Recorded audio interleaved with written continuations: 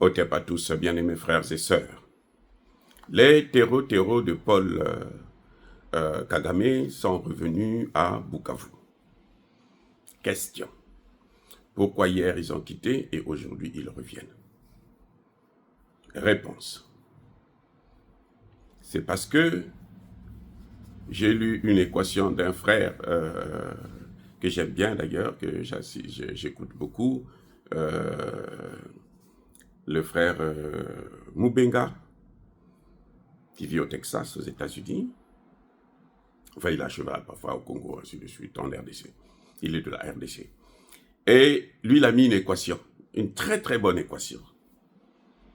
Macron égale Kagame.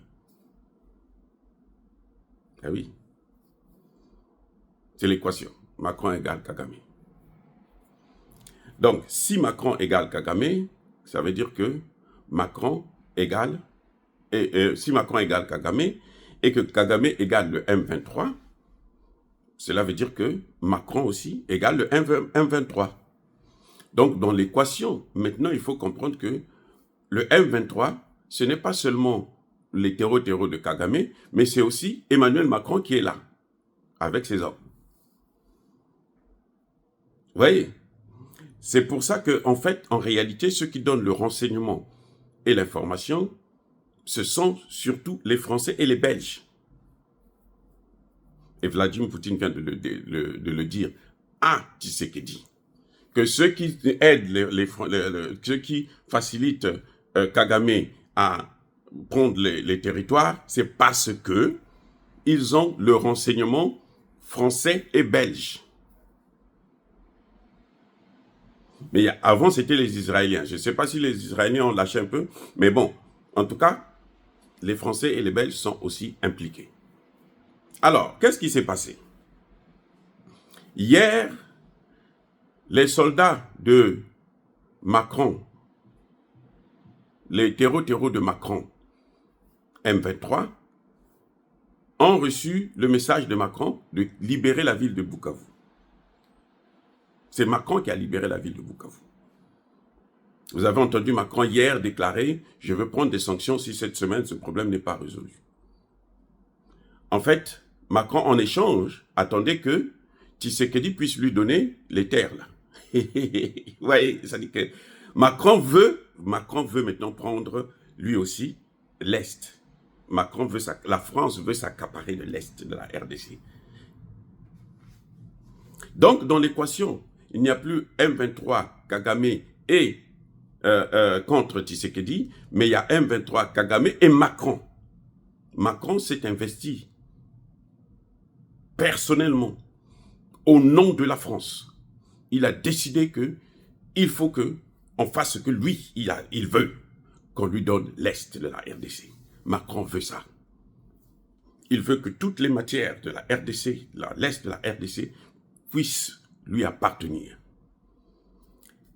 Nous savons aussi que Macron n'est qu'un caniche des États-Unis. Et Macron doit se souvenir que là, à Munich, là, le vice-président américain les a tous lavés. C'est-à-dire que Olaf Scholz, Macron et toute la clique là, on les a massacrés. Ils ont été massacrés, laminés. Au point, le vice-président leur a même dit que, mais nous, de toutes les façons, avec ce comportement-là, nous, on n'a pas besoin de vous. Aux États-Unis, on n'a pas besoin des Européens qui prennent toujours des mauvaises décisions. Parmi les mauvaises décisions, je vous présente, je vous montre aussi cette décision-là. Donc, quand Macron demandait, il a d'abord parlé avec Tshisekedi, il a demandé aux troupes de sortir et il vient encore montrer à Tshisekedi, bon, voici, moi, je suis prêt à les retirer. Et puis, entre-temps, tu me donnes tes matières premières.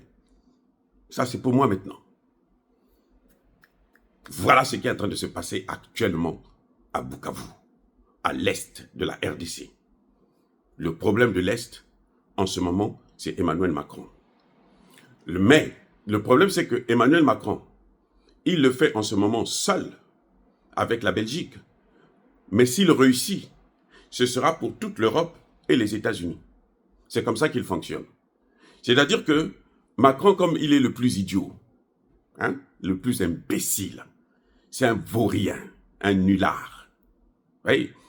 Mais quand il réussit là, tous sont avec lui. S'il ne réussit pas, c'est lui qui va chuter. Vous avez vu au Mali, Macron est venu seul. Enfin, avant lui, Hollande. Mais Macron a hérité ça. Il était seul. Et il a fait venir maintenant les Européens, Barkhane. Les Américains aussi sont rentrés. Quand ils ont échoué, qui a été le plus malheureux?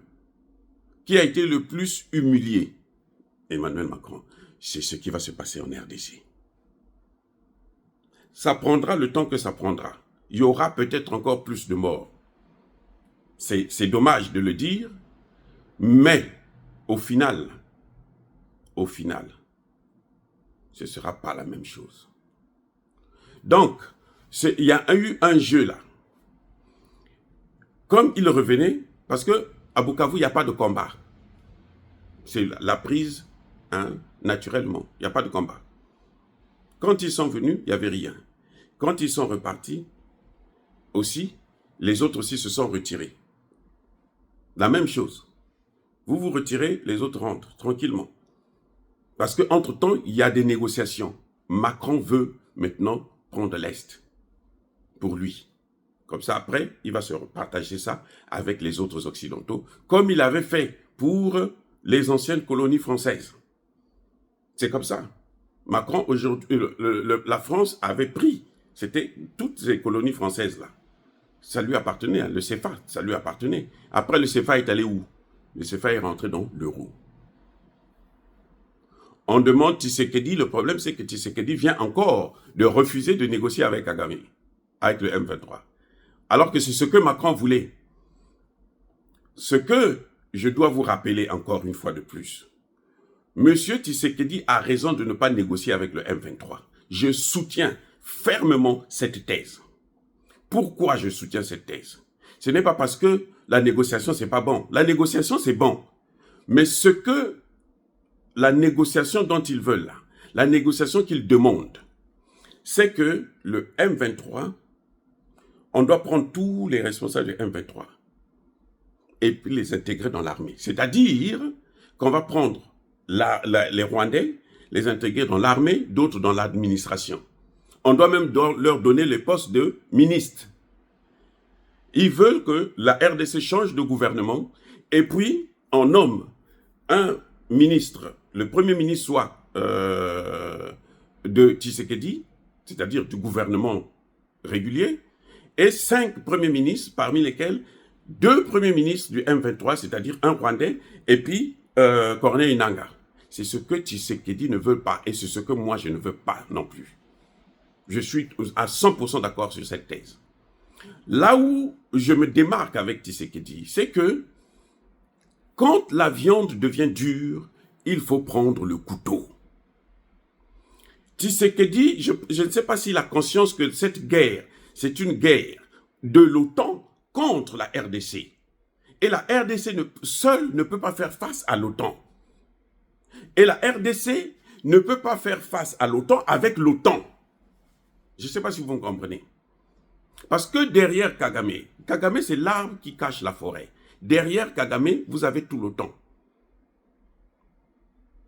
Et l'OTAN, Tshisekedi ne peut pas compter sur l'OTAN pour faire la guerre contre l'OTAN. L'OTAN ne va pas s'auto-détruire, s'auto-tuer, parce que, pour les beaux yeux de Tshisekedi. Donc, dans ces conditions, il faut se tourner vers l'ennemi de l'OTAN. Celui qui est vraiment connu et qui est en train de les laminer en Ukraine. C'est qui? C'est Vladimir Poutine. Si Tshisekedi ose appeler Vladimir Poutine, le même jour, Macron va se plier. Parce qu'ils savent ce qu'ils ont subi déjà en Ukraine. Et aujourd'hui, l'Ukraine est en liquidation. Les États-Unis sont en train de liquider l'Ukraine sans même les Macron, personne. C'est-à-dire qu'on ne veut même pas les écouter. Ce sera la même chose. Les États-Unis et la Russie vont s'asseoir pour dire, bon, écoutez, on va faire ceci, on va faire cela. Vous voyez, c'est le seul point qui m'embête un peu avec le président Tshisekedi.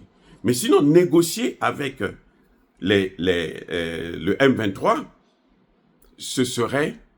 c'est-à-dire que ce serait reporter encore la guerre après lui. C'est-à-dire que lui prend la paix, et puis après, bon, celui qui viendra va encore recevoir la même guerre. Parce que tous les dirigeants ne feront pas... Kabila, c'est ce qu'il a fait. Kabila, chaque fois qu'il négociait, il prenait des Rwandais qu'il introduisait dans l'armée. Et les Rwandais, quand ils rentrent dans l'armée, dans l'administration, ils recrutent des gens des Congolais qui vont travailler pour eux aussi. On leur donne de l'argent. Parce que Kagame, je veux vous dire, c'est un bon payeur. Donc l'argent circule. C'est d'ailleurs pour ça que son propre pays s'est appauvri. Donc c'est un peu ce système-là. Ce qui a fait que quand Tshisekedi arrive, il voit le système, il dit mais... Et c'est pour ça que vous voyez, nous sommes en train de critiquer Tshisekedi ici là que l'armée est corrompue. Tous les militaires là sont corrompus. Parce que tous ces militaires là, ils sont soit rwandais, ils sont soit congolais, mais qui travaillent pour Kagame. Et ils veulent des négociations pour renforcer justement ce système-là. C'est pour ça qu'ils veulent des négociations. Ils ne veulent pas des négociations pour la paix, non. Ça ne se fera pas et ça ne se fait pas. Soyez bénis, abondamment bénis par le Dieu des comités, par nos ancêtres évangélisés. Vive l'Afrique éternelle, mais sachez-le que Macron va encore recevoir la plus grande humiliation de sa vie.